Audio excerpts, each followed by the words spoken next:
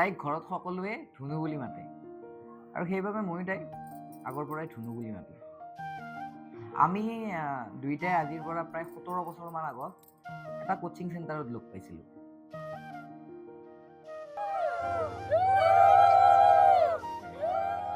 তেতিয়া আমি দুটা ক্লাছ 10ত পঢ়ি আছিলোঁ। 2011 চনৰ 15 ছেপ্টেম্বৰত তাইক মই প্ৰেমৰ প্ৰস্তাৱ দিলোঁ আৰু হয়তো তাইৰো মোৰ কাৰণে অলপ ভাল পোৱাৰ অনুভূতিটো আছিল, সেইটোৰ কাৰণে তাইও সঁহাৰি জনালে। তাই যেতিয়া মোক প্ৰথম ভাল পাইছিল তেতিয়া মোৰ সংস্থাপন বুলিব একো নাছিল। মই তেতিয়া এজন কলেজীয়া ছাত্ৰ আৰু যিহেতু আমাৰ দুটাৰ বয়স প্ৰায় সমান আছিল, সেইটোৰ কাৰণে প্ৰেমত বাধা বিঘিনি অহাটো স্বাভাৱিক।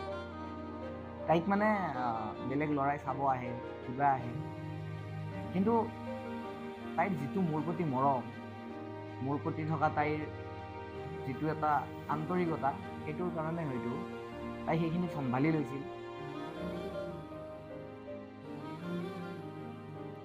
আমাৰ দুটাৰ মাজত কাজিয়াও হয়, সদায় কাজিয়া হয়। তাৰ পিছতো কিন্তু এনেকুৱা যে আমি সেই কাজিয়াটো ৰাতিৰ পৰা ৰাতিপুৱা হ'ব লাগিব, আমাৰ সেই কাজিয়াটো ৰাতিতে সমাপ্ত হ'ব লাগিব, তাৰপিছতহে আমি দুটাই শুওঁ। তেনেকুৱা আমাৰ মানে এটা সম্বন্ধ। আজি এই 15 বছৰ পিছত আমাৰ দুটাৰ যিটো এটা প্ৰেমৰ যাত্ৰা, এইটো এটা মানে সঁচা ৰূপ ল'বলৈ যাই আছে বিবাহৰ ৰূপত। আমাৰ এই প্ৰেম সফল হোৱাত আমাৰ দুয়োখন ঘৰৰে কিন্তু সঁহাৰি বহুত। আমাৰ ঘৰখনেও তাইক, মোৰ মাই, মোৰ দেউতাই, মোৰ গোটেই ঘৰখনে তাইক নিজৰ ছোৱালীৰ দৰে মৰম কৰে এতিয়াও।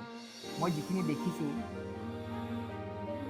আৰু হয়তো সেই মৰমখিনি সদায় থাকিব বুলি মোৰ বিশ্বাস, কাৰণ